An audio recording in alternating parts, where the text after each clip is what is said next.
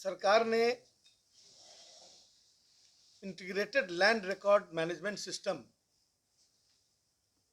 Develop करने की तरफ अपना कदम उठाया है। पिछले दिनों 5-6 ऐप ऐसे डेवलप किए गए हैं, ऐसे जो आम जनता की सुविधा को बढ़ा रहा है, और उसी क्रम में अब हम इसका इंटीग्रेशन भी बाद में करेंगे। अभी इंटीग्रेटेड सॉफ्टवेयर की भी बनाने की भी कोशिश हो रही, मतलब उसका प्रयास, उसका कार्य शुरू हो चुका है, जिसके तहत आने वाले दिनों में लगभग सारे कार्य डिजिटाइज हो जाएंगे और कोई भी व्यक्ति अपनी ज़मीन संबंधी रिकॉर्ड से लेकर और उसके नकल से लेकर दाखिल खारिज से लेकर और तमाम तरह की चीज़ें वह अपने कंप्यूटर पर बैठकर ही कर सकता है या किसी उस सेंटर से कर सकता है। उसी तरह दाखिल खारिज में अब इसमें क्या है कि राजस्व बैंक के पास बंधक रखी हुई भूमि है और आप खरीदने जा रहे हैं भूमि को, आपको पता नहीं है कि कैसे बैंक में बंधक है या नहीं है, तो अब जनता को उसकी विवरणी जमाबंदी पंजी में देखने की सुविधा प्रदान की जा रही है, ताकि कोई भी व्यक्ति जमाबंदी पंजी में जाकर देख सकता है कि वह बैंक में मॉर्गेज है कि नहीं, और तब उसको उसकी खरीद हो सकती है। यह व्यवस्था शुरू है। और उसी तरह सरकार विशेष सर्वेक्षण एवं बंदोबस्ती कार्यक्रम को बहुत तेजी से लागू कर रही है। अभी 20 जिलों में सर्वेक्षण का कार्य चल रहा है।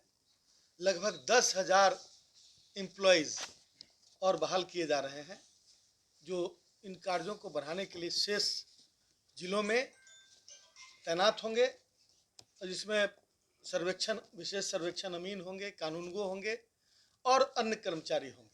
इससे इसमें तेज गति आएगी और बहुत जल्द इस कार्य को पूरा करने की कोशिश हो रही है। और जो मैं समझता हूँ कि ये जो स्पेशल सर्वे है, उसमें किसी भी तरह की जो कमी है विभिन्न जगहों पर, उसको रेक्टिफाई करने का एक अंतिम प्रयास है।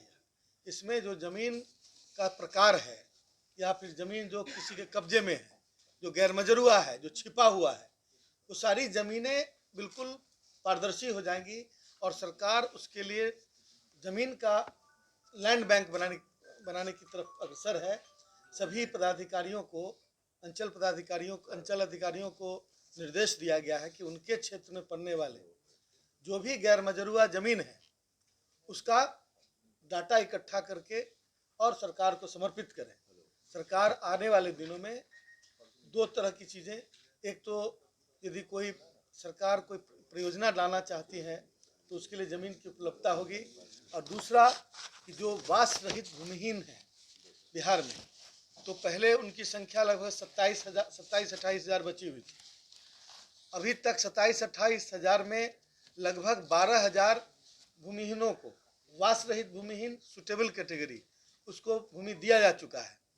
और अनवरत लगातार इस कार्य में प्रगति हो रही है, और हम मार्च 24 से पहले हम पूरा 27-28 हज़ार जो हमारे पूर्व में बचे हुए भूमिहीन थे उनको हम देकर और उनको हम बसाने का काम करेंगे। मार्च 2024 के बाद ऑपरेशन बसेरा 2 के तहत कृषि भूमि गैर कृषि प्रयोजनों के लिए संपरिवर्तन अधिनियम 2010 के अंतर्गत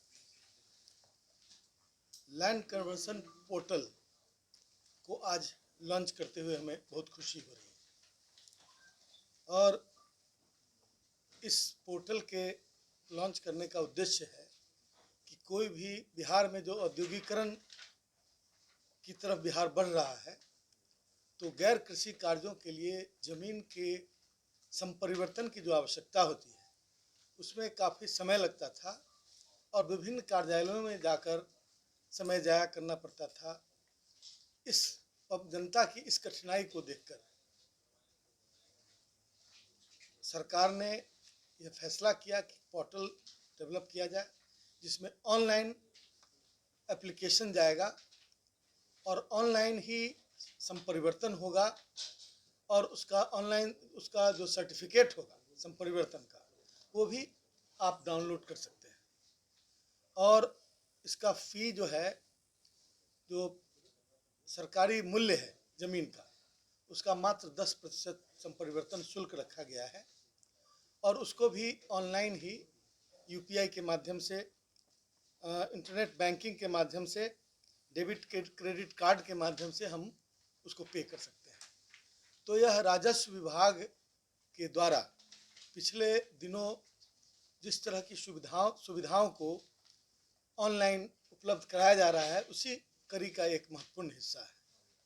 इसके पहले आपने देखा होगा कि राजस्व विभाग ने कार्यों को पारदर्शी बनाने एवं जिम्मेवार बनाने के लिए कई स्टेप्स उठाए, जैसे ऑनलाइन दाखिल खारिज में ऑनलाइन ऑब्जेक्शन किया जा सकता है, जो पहले नहीं था।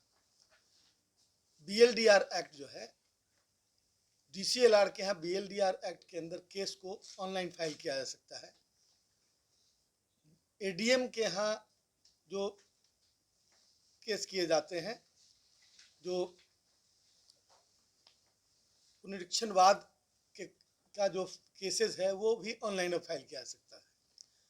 इससे समय की भी बचत है और जो अनावश्यक भागदौड़ की स्थिति बनती थी उसमें भी कमी आएगी। और उसके साथ साथ आप ऑब्जेक्शन भी इसमें फाइल कर सकते हैं, वो ऑनलाइन, वो भी पहले नहीं था। अब यदि एक उदाहरण मैं बता रहा हूँ, अभी हाल में हमने एक ऐप लॉन्च किया था। उसके तहत यदि कोई व्यक्ति की ज़मीन को छेड़छाड़ किया जा रहा है, किसी गलत व्यक्ति ने उसकी रजिस्ट्री कर दी और उसका म्यूटेशन किया जा रहा है, तो वैसी स्थिति में ज़मीन मालिक के मोबाइल पर अलर्ट मैसेज आएगा। वह देश के दुनिया के किसी कोने में बैठा हुआ हो, उसको अलर्ट मैसेज जाएगा और ऑनलाइन ऑब्जेक्शन वहीं से फाइल कर सकते हैं। तो जो गलत व्यक्ति म्यूटेशन करा रहा होगा, वो म्यूटेशन रुक जाएगा और दोनों पक्ष की सुनवाई के बाद ही वह म्यूटेशन फिर फाइनल होगा। तो ये आम जनता में जो लैंड डिस्प्यूट्स के केसेस देखे जा रहे हैं, आम जनता में जो लैंड डिस्प्यूट्स के केसेस देखे जा रहे हैं, उन केसेस की संख्या कम हो, नहीं मिनिमाइज करने की कोशिश हो रही है। उसी के तहत ये अलर्ट मैसेज वाला सिस्टम डेवलप किया गया है। और इस तरह पिछले दिनों कोई भी किसान